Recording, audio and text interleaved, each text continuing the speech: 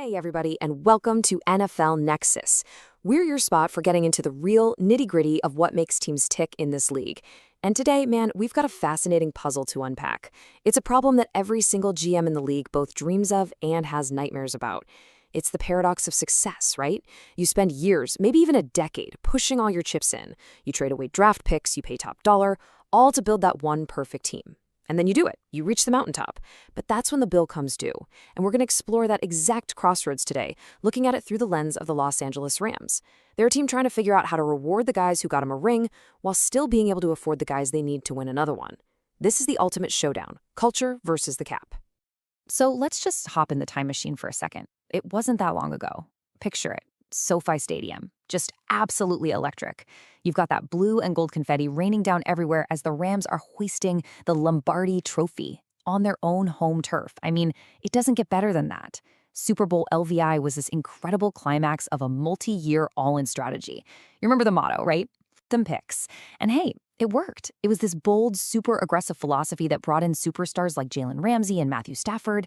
It was a masterpiece of coaching from Sean McVay and a front office that was just completely unafraid to take these massive swings. They built a monster, a team that got to the absolute tippy top of the football world. But here's the picker. That very strategy, the one that brought them all that glory, it's the exact same one that's creating the headaches they're dealing with today. And that, right there, that's the million-dollar question we're digging into. Winning one Super Bowl it's a monumental achievement. I mean, it's so hard to do. But building a dynasty, trying to create sustained success in a league that is literally designed for parity, where the draft and the salary cap are set up specifically to pull the best teams back down to the pack, well, that's a whole different ballgame. It forces a front office into this brutal balancing act. You're constantly weighing loyalty to the guys who got you there against the cold, hard numbers of performance, all while you're fighting with the math of the salary cap, which never, ever loses. So how are the Rams going to tackle this? Well, from what we can see, they're taking this really interesting two-pronged approach. They're trying to invest in their past to secure their future. Okay, so the first part of their strategy, the first pillar, it has less to do with the dollars and cents on a contract and a whole lot more to do with the soul of the locker room. It's about doubling down on the very culture that got them that championship in the first place. You see, they're not just out there looking for any old coach. They're looking for what I'd call carriers of the flame. They're looking for guys who don't just know the playbook, but who live and breathe the work ethic, the toughness, and the standard of what it means to be a Los Angeles Ram. And where's the best place to find people like that? Well, you go right back to your own championship roster. And this whole idea was perfectly showcased this offseason with an announcement that, really hit home with the fan base. The team hired their former star wide receiver, Robert Woods, to be their new assistant wide receivers coach. Now, hold on, this wasn't just some feel-good story or, a publicity stunt. To really hammer home how important his return was, Woods actually signed a one-day contract. Why? So he could officially retire as a member of the organization that he helped lead to a title. It was this powerful, really symbolic gesture that brought his entire career full circle, and it sent a crystal clear message about what this organization truly values: its people, its history, and its championship DNA. So, let's talk about what a guy like Robert Woods actually brings to a coaching staff. To really get it, you have to remember the kind of player he was. I mean, his resume is fantastic. A 12-year NFL veteran who, for 5 crucial seasons, was the absolute heart and soul of that Rams offense. You see the numbers here. Back-to-back 1,000-yard seasons in LA, almost 700 catches in his career. But honestly, his impact went so far beyond the stat sheet. Woods was known around the league as one of the best blocking wide receivers, period. He was a gritty, totally selfless player who did all the dirty work that never shows up in the box score, but is the exact reason you win football games. And of course, the most important thing, he's got that Super Bowl LVI ring. He knows Sean McVay's incredibly complex offense, not because he studied it in a book, but because he lived it. He executed it on the biggest stage. That combination of elite play, selfless attitude, and a championship pedigree, it gives him instant, unshakable credibility the second he walks into that receiver's room. And this quote, this is from his retirement announcement, it really gets to the heart of why this hire is so smart. Football has never just been a game to me. It has been my passion, my purpose, and my lifelong dream. I mean, that one sentence, it tells you everything you need to know about the mentality the Rams want to inject into their young players. This isn't just a 9-to-5, it's a calling. He also said something like, "Every time I stepped onto the field, I was determined to leave a piece of myself in every snap." Just think about that for a second. That's the standard. That is the kind of intensity that separates the good teams from the great ones. It's a level of commitment that you can't teach from a playbook or in a film session. It has to be shown day in and day out by somebody who has actually lived it at the highest level. Robert Woods is that guy. He's the model. So what does this make Robert Woods? It makes him what we call a cultural tone setter. And that's not just some fancy jargon. It's a specific and absolutely crucial role inside a winning organization. He's so much more than a position coach, just drilling footwork. He is a living, breathing example of the Rams way. So when a young star receiver like Puka Nacua is trying to learn the little details of the offense, or maybe a veteran needs a reminder of what the standard for professionalism is, they don't have to look far. They can look right at the coach standing next to them, a man who has a Super Bowl ring that proves that this process, with this work ethic, leads to the ultimate prize. He is the standard, personified. And look, the Woods hire, it doesn't just exist on its own. It's actually part of a very deliberate and clear pattern of reinvesting in the team's own championship alumni. You've got former center Brian Allen, another key starter from that Super Bowl LFV team. He's also joined the coaching staff. And this move is just as strategic. Allen was basically the quarterback of that offensive line, right? He was responsible for all the protection calls, all the adjustments at the line of scrimmage. So by bringing him back, the Rams are weaving in former players who have this deep, almost instinctual understanding of the schemes and, maybe more importantly, the culture of communication and accountability that you need to make it all work. This isn't about getting sentimental. It's a calculated move to build a coaching staff with credibility that you just can't question, strengthening mentorship all across the roster. All right, so now let's pivot. We've talked about the intangible world of culture. Now let's get into the very tangible, physical force that powers this team on the field. Because while the Rams are busy reinforcing their identity in the meeting rooms, their success on Sundays is built on an absolute wall of dominance right up front. We have to talk about the unsung heroes, the engine of this entire offense, the offensive line. You know, it's one of the oldest cliches in football, because it's true. The game is won and lost in the trenches. It doesn't matter if you have a Hall of Fame quarterback and all-pro receivers. If you can't protect your guy or you can't open up running lanes, none of it matters. The Rams' explosive passing game with Matthew Stafford, the incredible out-of-nowhere success of their running backs, it's all built on the foundation that these 5 guys lay down every single play. They're the quiet professionals, the bruisers whose best work goes completely unnoticed by most fans, but it's deeply, deeply appreciated by their teammates and coaches. And this past season, they weren't just a decent unit, they were an objectively elite group, one of the best in the entire league. So, just how elite are we talking here? Let's just focus on one simple number, 2. As in, the Los Angeles Rams currently have 2 of the top 10 highest-graded guards in the entire National Football League, according to the really exhaustive film analysis done by Pro Football Focus. Okay, let's put that into perspective. There are 32 teams in the league. That means there are 64 starting guards. For one single team to have 2 of the top 10, that is an incredible concentration of talent in one spot. Having one elite guard can change your offense, but having 2 playing right next to each other, that's basically a cheat code. So let's really get into the weeds here and see what makes this duo so special. First up, you've got Kevin Dotson. He came in and pretty quietly became the number 3 ranked guard in the entire NFL. His specialty? Moving bodies in the run game. He earned a phenomenal 90.3 run blocking grade from PFF. That means he is consistently pushing defensive linemen off the ball and creating these massive highways for the running backs to cruise through.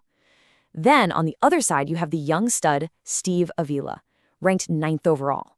Avila took this huge leap in his development, and he became a premier pass protector.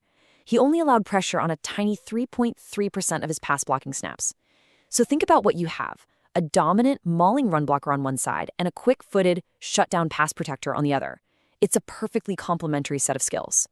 This chart right here gives us a fantastic visual of just how much better they are than everyone else in pass protection.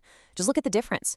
Your league average guard, they're letting pressure get through on about 5.5% of their snaps.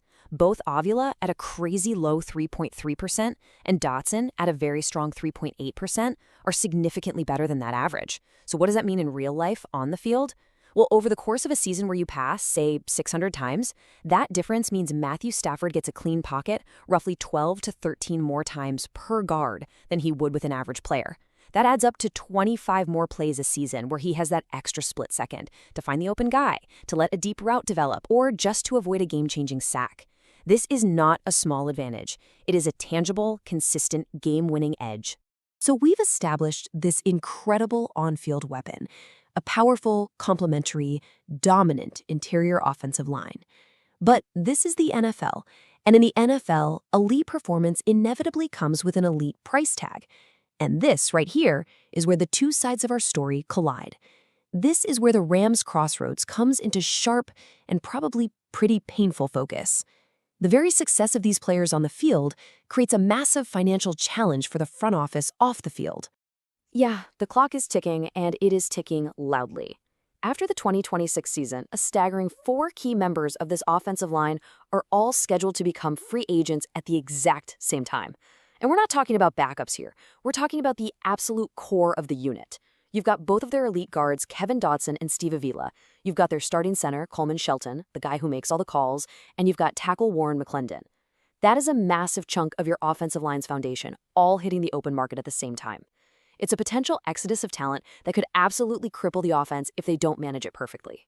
Now, this slide right here highlights the incredibly tricky spot the Rams are in. This isn't as simple as just find the money for 4 guys. No, the real challenge is trying to negotiate with 2 elite players at the same position at the same time. Kevin Dotson has performed at such a high level that his agent is going to walk in and, justifiably, argue for a contract that completely resets the market for all guards in the league. But okay, let's say the Rams pay him. What does that do to their negotiation with Steve Avila, who's younger and has also developed into a top 10 player? Agents talk, you know? Whichever contract gets signed first becomes the new baseline. It becomes a new floor for the other negotiation. It's a high-stakes game of financial chess where one move directly impacts the next. And if you overpay on one, it could make keeping the other one completely impossible. And to really feel the pressure here, you have to look at the bigger salary cap picture.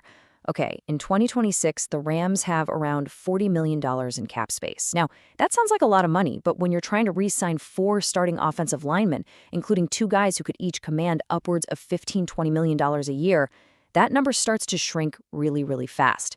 Now, you might look ahead to 2027 and see a projected $230 million in space and think, oh, problem solved. But it's not that simple.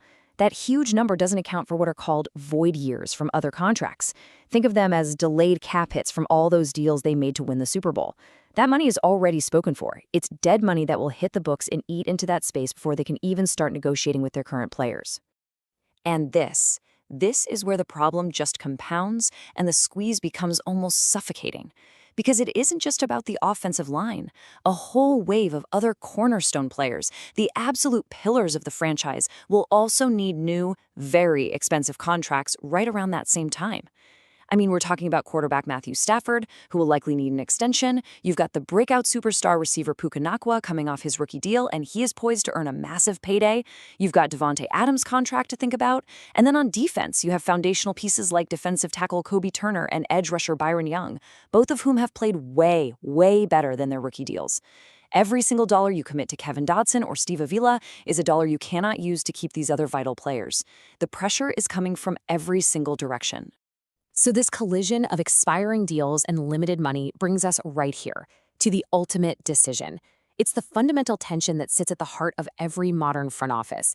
It forces the Los Angeles Rams to weigh 2 competing but equally critical philosophies for building and sustaining a championship team. It is the raw, unfiltered battle of culture versus contracts. So here it is, laid out as clearly as possible, the 2 pillars of their strategy. On one side, you have this profound investment in culture. This is the strategy of bringing back champions like Robert Woods and Brian Allen to be living conduits to transfer the organization's values and work ethic to the next generation. It's all about ensuring continuity and that championship identity. Then on the other side, you have the necessary investment in talent. This is the cold, hard reality of paying top-of-the-market, record-setting contracts to keep your elite players, the guys on the offensive line who are the literal engine of your success. To win, you absolutely need both. But the brutal question the salary cap forces you to answer is, can you actually afford to max out both of them at the exact same time? And so we're left with this final, really provocative question. As the Rams navigate this incredibly tough crossroads, they're basically a real-time case study for the entire league. What is the true foundation of a dynasty? Is it the intangible culture, that Rams way that gets passed down from one generation to the next? Or is it the tangible, dominant talent that you lock up with massive contracts, making sure you have the best players on the field no matter what it costs?